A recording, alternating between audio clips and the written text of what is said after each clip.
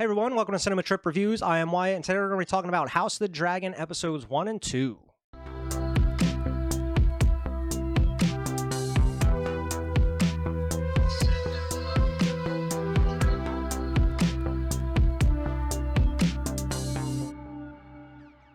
Hey everyone, welcome to Cinema Trip Reviews. I am Wyatt, and today we're going to be talking about House of the Dragon episodes 1 and 2.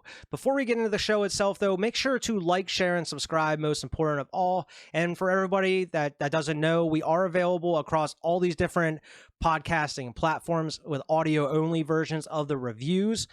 So if you haven't already, make sure to check out our Linktree and Anchor pages for all the links to those. We're on like Google Podcasts, Apple Podcasts, Amazon Music, stuff like that. So you can check out all the audio-only versions on there. Make sure to leave us a good 5-star review and let us know of what we can work on, what you want to see in the future, stuff like that. And to anybody that's actually listening to the audio-only versions, make sure to go subscribe to our YouTube page because we actually have some videos that we're not going to be putting on those, like our reaction videos to some trailers that are coming out and some other stuff as well that we're going to be coming up here in the future that are going to be exclusively for YouTube. We're not going to be putting them on audio only and across these other podcasting platforms, mostly because some of the content we're making doesn't really work in those sorts of areas. So if you're listening audio only, make sure to subscribe to our YouTube because you're missing out on some other content there, and vice versa. To the show itself, we are going to be talking about House of the Dragon today, episodes 1 and 2. Just a little bit about my history of Game of Thrones. I fucking love Game of Thrones. I started watching the original series, of course, whenever around the 3rd season. So from season 4 and up, I got to watch it as they were airing. I'm not going to really talk about the last couple seasons because pretty much everything has been said about those. They are very disappointing. I do like some certain things in them, but yeah, they were very rushed and weren't that great. But we're not here to talk about the original Game of Thrones series. We're talking about House of the Dragon, the very new series that has come out from HBO, the spin-off series. Now, this is set like almost 200 years before the events of Game of Thrones and Daenerys Targaryen trying to reclaim the throne. This is all about House Targaryen and not even their rise to power because they're already in control of the Seven Kingdoms at this point. So we're not getting them coming from Valyria, the Doom of Valyria. So we're not getting that story. They're already cemented in as the leaders and rulers of Westeros and the Seven Kingdoms at this point. You're pretty much getting the story of the hierarchy in House Targaryen here and who the heirs of the thrones may be. Now, the show kicks off with how Viserys Targaryen became the king of Westeros. He was voted in as the king. It was up between him and Princess Rhaenys Targaryen, who was his cousin. Of course, he was voted in as king because there's never been a woman ruler of Westeros and the Seven Kingdoms, so nobody wanted that. So that's why they voted for him. A lot of people are very iffy on Viserys. He's not really that hard of a leader. He's not that tough of a leader. He's very he does listen to a lot of his council, the High Council there for a lot of his for what he should do and some advice, mainly like Otto Hightower in this case, who is the hand of the king. You get introduced to him and his daughter, Alicent Hightower, who is best friends with Viserys' daughter, Rhaenyra Targaryen, who is she's like the main character in this show. And you also get introduced to Daemon Targaryen, played by Matt Smith, who, is huge at this point. But Daemon Targaryen is Viserys' younger brother in this case. And a lot younger, really, too, because Varys is pretty old in this series, and Daemon Targaryen doesn't really look that old. He's still in the prime. He's out here in tourneys, battling people. But you get introduced to him. He's kind of the wild card. People don't really know what to think of him. He's not really on a lot of people's good side at this point, and we'll talk about that here in a minute. But some other characters as well. You get Corlys Velaryon, who's part of the ancestry, who are closely linked to the Targaryens. Both the Targaryens and the Velaryons come from Valyria, where I mentioned before. They had the Doom of Valyria, so they had to flee, and they fled to of course, the Seven Kingdoms of Westeros, where the Targaryens took over with their dragons and took the seat of power and started ruling. And a couple other just mentions here. We get Criston Cole, who is a knight, which we'll mention here shortly. And like I mentioned before, Princess Rhaenys Targaryen is married to Corlys Velaryon, so they join their houses together, and they have a daughter as well, which we'll get to. But that's really your main cast as of right now, which we're going to talk about through these first 2 episodes. But like I mentioned, we got the scene where you actually got to see Viserys become king, and then it cuts all these years later to where we're setting up the story and where it's going to be going from here. Now, at this point in the story, Viserys is still trying to have a male heir. He does have a daughter, of course, Rhaenyra Targaryen, who's best friends with Alicent Hightower. But he still would like to have a male heir. That way, if anything happens to him, they do have someone that can succeed him and be king and rule Westeros.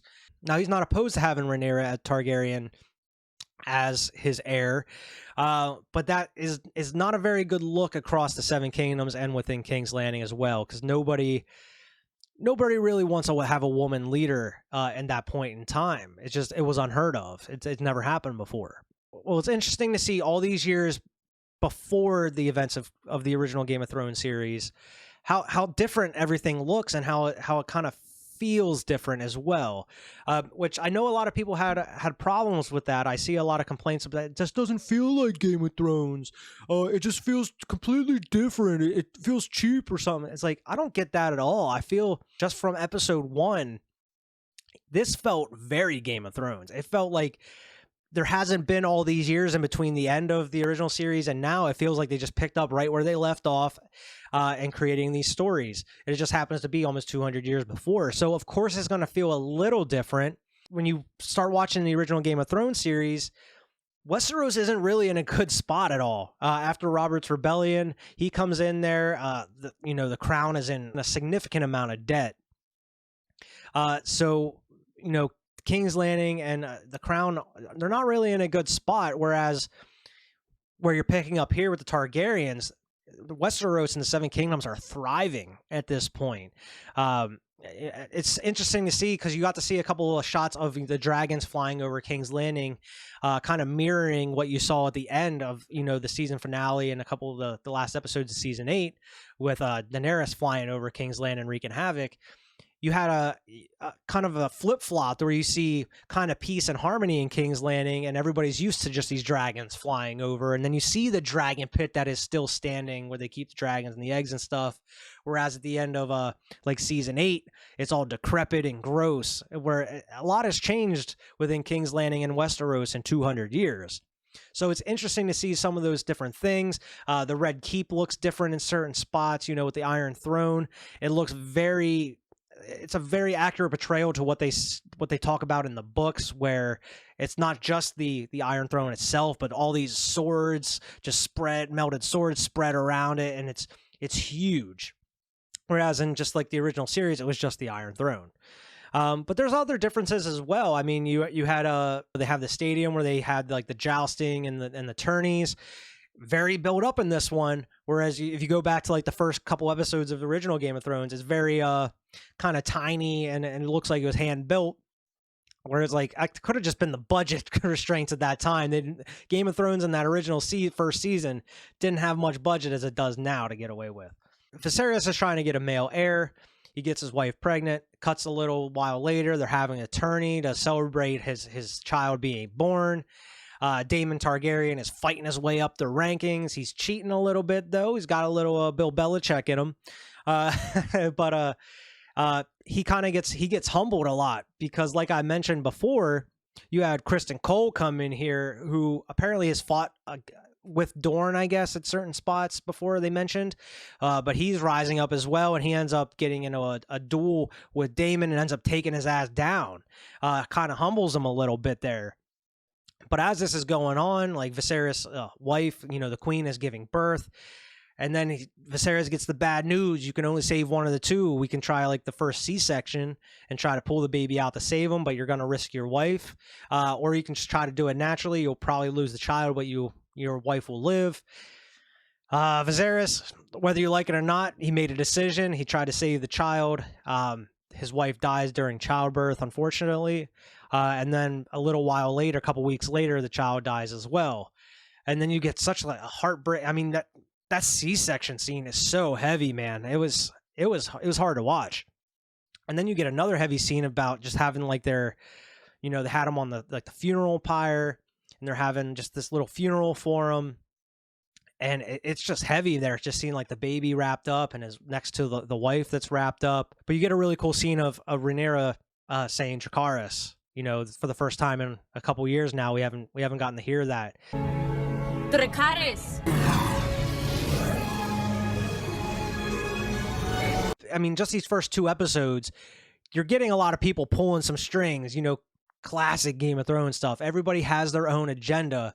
Because as you know, when you play the Game of Thrones, you win or you die. There is no middle ground. After everything transpires with like his wife and child dying, Otto Hightower, the Hand of the King, ends up talking with his daughter Alicent and says, why don't you go hang out with the king and comfort him a little bit? Pretty much trying to whore his daughter out to comfort the king. But there's something behind this, which we'll get to here coming up in the episode 2. Get back to Daemon here. People are pissed off at Daemon because Daemon is like the leader of the Kingsguard here. King's Landing has been having some issues, some crime issues. So to set an example and to show how serious that, the king and the Kingsguard are, Daemon takes his Kingsguard out and they just start wreaking havoc and murdering people in the streets, which Viserys does not like, the Hand of the King does not like, and the small council hates as well. Daemon was the heir to the throne. He gets pulled. He said, nope, you're not the heir anymore. I want you to go back to your home, back to your original wife, and you just stay there. We'll call you if we need you. Daemon is pissed. He pieces out. Lo and behold, Viserys actually names Rhaenyra Targaryen, his daughter, heir to the throne, heir apparent. So it was a really cool scene at the end of that first episode showing how they're pretty much inducting her in as to be the heir. She's getting kind of like sworn in, I guess. But it was really cool seeing that. It was very similar to some of the scenes that you would see in like the original Game of Thrones and the Red Keep there. But I just love the shots and the music. They brought the same composer back to do a lot of the same music and to do the same music in this. And it's so perfect. It works so well. And it just captures, just what I was mentioned before, the same feel of the original Throne series here. But yeah, Rhaenyra Targaryen gets sworn in as the heir apparent for Viserys. Daemon isn't there. He flies back to his home there. And we'll go right into episode 2. Now, I may be missing some stuff. I'm just kind of hitting, the basic main plot points here. There was something mentioned in episode 1 where they're saying that there's this, I guess it's a madman, but they call him like the crap feeder, or because of his methods of torture. It's just like a group of pirates going around sinking ships and just killing people and causing havoc. And apparently they're connected to the free cities in a way. It's brought to the attention of Viserys by Corlys Velaryon because he is like the master of ships and the leader of the naval army for the kingdoms. So he really knows his stuff. He brought himself up from nothing, as he talks about in this episode. But he wants Viserys to go out and make an example of these people because they're just going out and just wrecking, the king's ships and not just getting away with it. Viserys doesn't want to go out there and cause mayhem because he doesn't want to get himself in a war. It's not the king's job to go to war. It's to try to prevent war at all costs. And a lot of people think that Viserys is kind of weak in this sense because he just doesn't want to do anything. So Corlys gets pretty pissed here at this point, and it's interesting because Rhaenyra, who's in there kind of shadowing her father, kind of see what this council's all about and to learn, she makes a suggestion of like, we got dragons, just fly a dragon out there, burn them down, make an example of them. You don't have to send people out to war to die, just send the dragons out there and burn them down, which technically isn't a bad plan. I mean, you're the Targaryens, why not? So it's just a little bit of just dialogue in that first episode about like those pirates, but they talk about them a lot more here in this episode, and you even get a scene of, just the ships wrecked across just the shore there, and just these crabs feeding off of dead bodies, and there's a dude's leg with a bone popped out. He was still alive, and the crabs are just eating at him. It was pretty gnarly. But in this episode 2, it's a lot of setup and build up for what's to come here throughout the rest of the season, but there were some exciting parts in it. Of course, with Daemon, nobody really knows what Daemon's up to at any point in time. So since he's been sent back, he's been a little busy here. Him and his Gold Cloak army have overtaken Dragonstone, where of course everybody knows like Stannis the Manus was holding down there in the original series, but he overtook there, and he's the Lord of Dragonstone right now because he went into his army and took it, and he actually flew back to King's Landing and stole one of the dragon's eggs, because in that first episode he does have a mistress who is a prostitute. He takes her with him because he's in love with her. And he leaves a note for his brother, the king, and saying that, like, we're having a child. I'm getting married. I want to go by the Targaryen customs of having my child, next to one of the dragon eggs. It's going to be his after we're married. Viserys is pissed. He thinks this is all for show. He's just trying to get a rise out of him. He's just going to go there directly and deal with him. Otto says, nope, I'll handle it. Don't worry about it, which is not really a good idea because, as you saw in that first episode, Daemon and Otto Hightower they don't get along very well. They have quarrels between them. Otto Hightower does not trust Daemon whatsoever. Otto thinks that Daemon's not right to lead, and he's not right to be an heir, let alone sit on the High Council. But he gets kicked off the High Council whenever Viserys sends him away.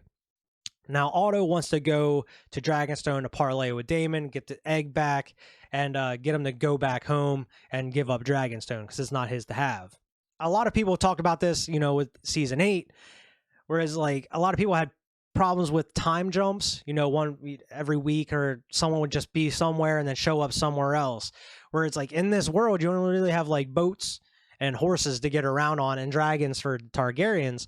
Whereas, like, the very next scene, Otto Hightower showing up at Dragonstone. They sailed there already. And it was cool because they meet out on that, the stairway going up to the castle, which you see from the original series. And it's just all that fog around them. And tensions fill pretty quickly. They fill pretty quickly between them. And right whenever it was coming to a head, they're drawing swords on each other. Rhaenyra flies in with her dragon, disobeyed her father, and comes in and really cools down the situation. She flies her dragon in, gets off, and really talks with Daemon. And man, she really gives it to him, man. I mean, she's only like 14 years old, and he's grown up, but Daemon really has, I guess, respect for her because she's family. He sees what she's capable of. But he does really care about her. And it seems like he cares about her more than his older brother.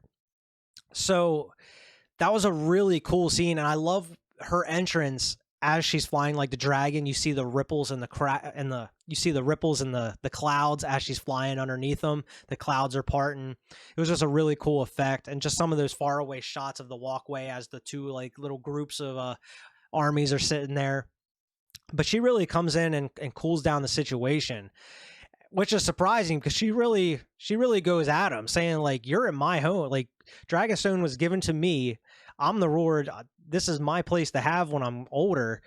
You have to leave. You have to give back the dragon egg. That's not yours to have. That was supposed to be my little brother's. And he pretty much just gives in. He gives her the egg and pieces out. And they're just sitting there insulting his girl because she's not highborn at all. She's just pretty much a prostitute from the streets of King's Landing. But he gives her back the egg, which kind of anticlimactic in a way, but it worked out because she came in and diffused the situation. But you thought you were going to see some bloodshed here for a minute, but it didn't. But Viserys, when she gets back, is pissed because she disobeyed him. But he actually also sees some of the potential she has, even at her age. It seems like she's wise beyond her years, and she really knows what she's talking about, and she's really been kind of learning some stuff over the course of these months between her mother dying and up till then. Now to go into a completely separate issue with Viserys. They're trying to find him a different wife. And one of the issues here is Corlys Velaryon, who is on the High Council, and Princess Rhaenys, who is Viserys, his cousin, who it was between them to be the ruler of the throne. Now, Corlys Velaryon has a daughter who he wants to betroth to Viserys. Problem is, she's 12 years old. And Viserys is like 50-something. Viserys is not cool with this. He does not want to be married to a 12-year-old, which for good reason. But they want to merge the houses because they both come from Valyria. They're some of the oldest blood out there. They want to combine and they want to merge the families to show unity throughout the Seven Kingdoms, which is, when you look at it from a king's point of view, that is obviously probably the best route to go.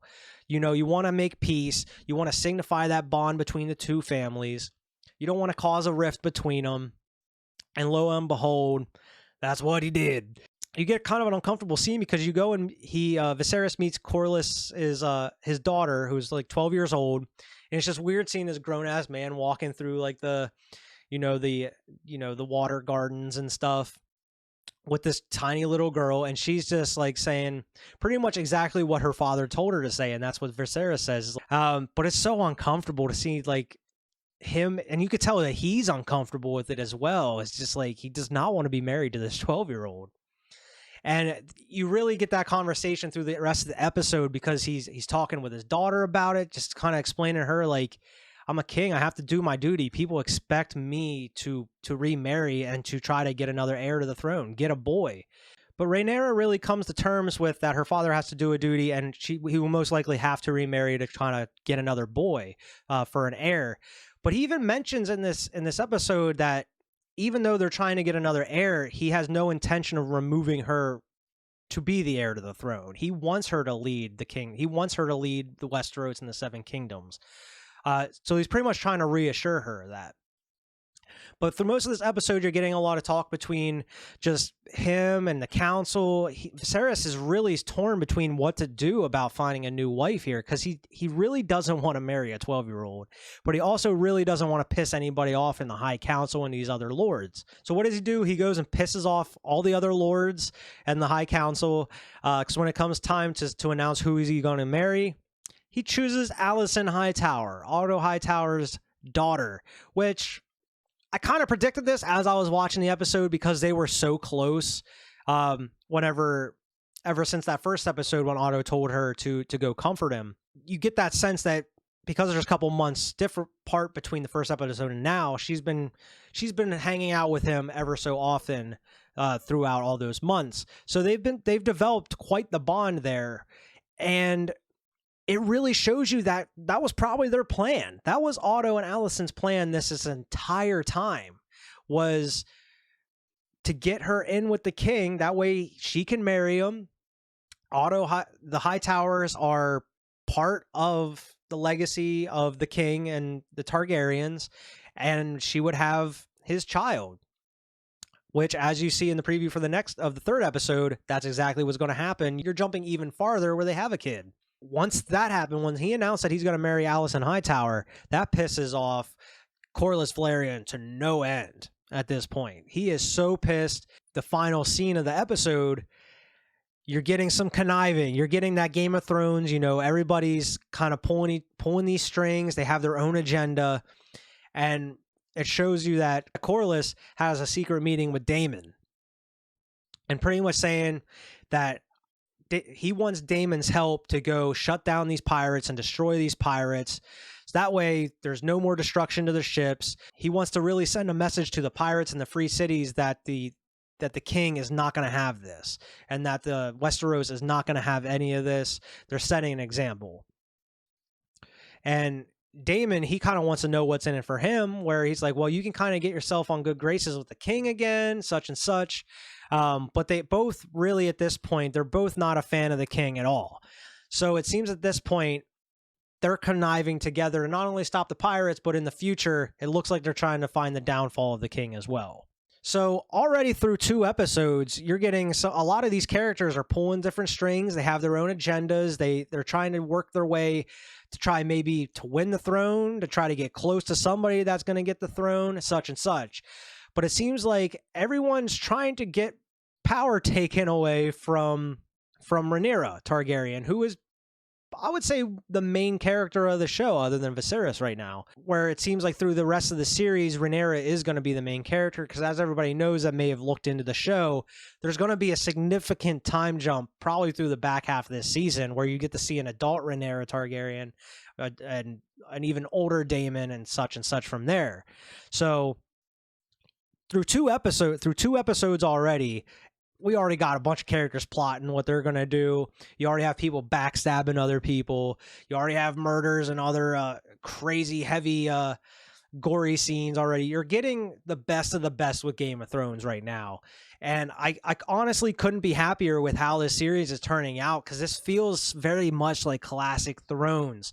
It's not rushed at all. It's taking its time. You're getting long bouts of dialogue with certain characters where that's really what made Game of Thrones so great back then, is just like you're having these long extended scenes of just characters talking like some of their backstories or their plotting, like once again, or so on. But that's really what makes Game of Thrones so great. And I'm very excited to see where we're going through like these next 8 episodes.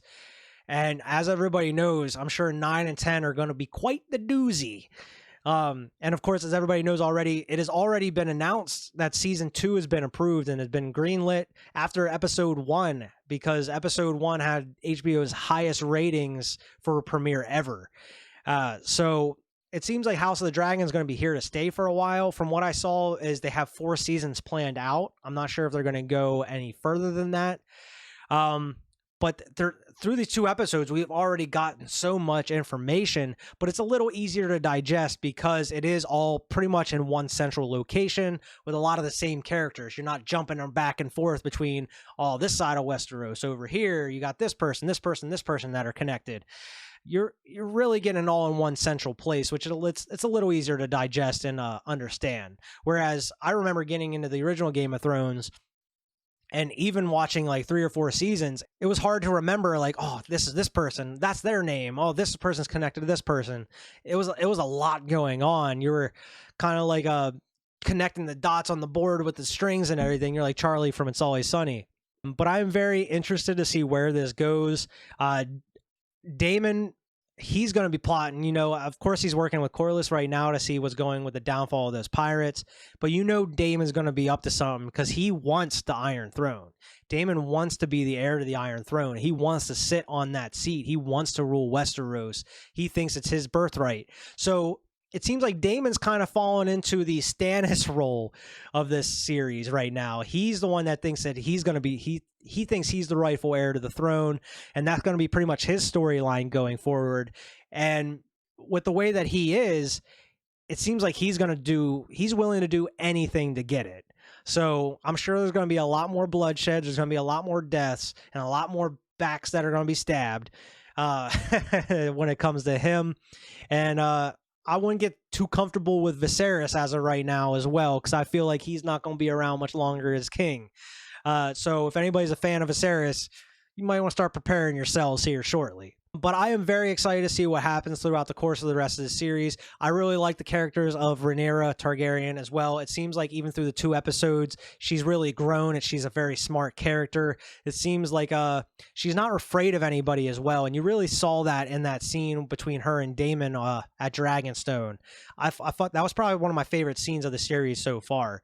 But I'm sure we're going to be getting introduced to a lot more characters as well.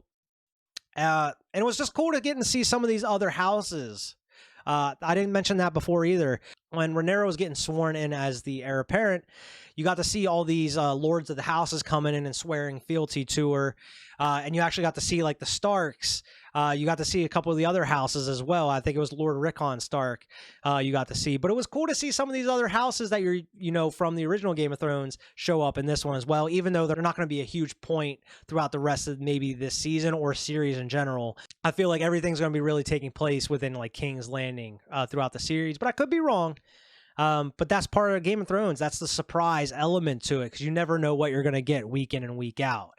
Between the 2 episodes, I really wouldn't know which one to say is my favorite, really. because I feel like they both really blended together really well. It just feels like one big movie at this point.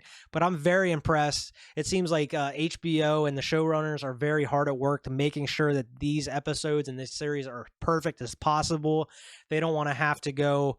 They don't want to have to deal with another backlash like it was at the end of the season finale and everything of the original series. So it seems like with this series and all the other spinoffs they're working on, they're really kind of taking their time to make sure they're perfect as possible, because they don't want another backlash on their hands. And the last thing I want to mention is, I know some people had some problem with the return of the theme song being reused in this one. I have no problem with it at all, because if it ain't broke, don't fix it, man.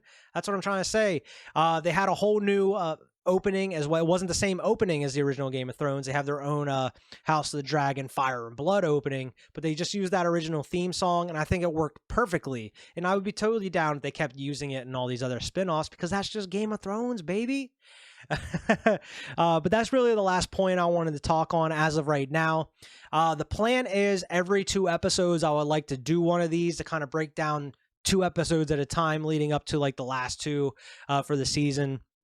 And then maybe div one big review at the end. I don't know. Kind of something new I'm trying to do here, because I don't really do TV shows. I mainly just stick to movies. But since I have such a love for Game of Thrones, I want to stick to kind of doing these as they come out every 2 episodes. But yeah, that's the show for this week. Of course, make sure to like, share, and subscribe. As always, make sure to check out the Linktree and Anchor pages so you can check out all of our audio only reviews on there. They're a little easier to digest for people. Make sure to leave a good review for us as well on there.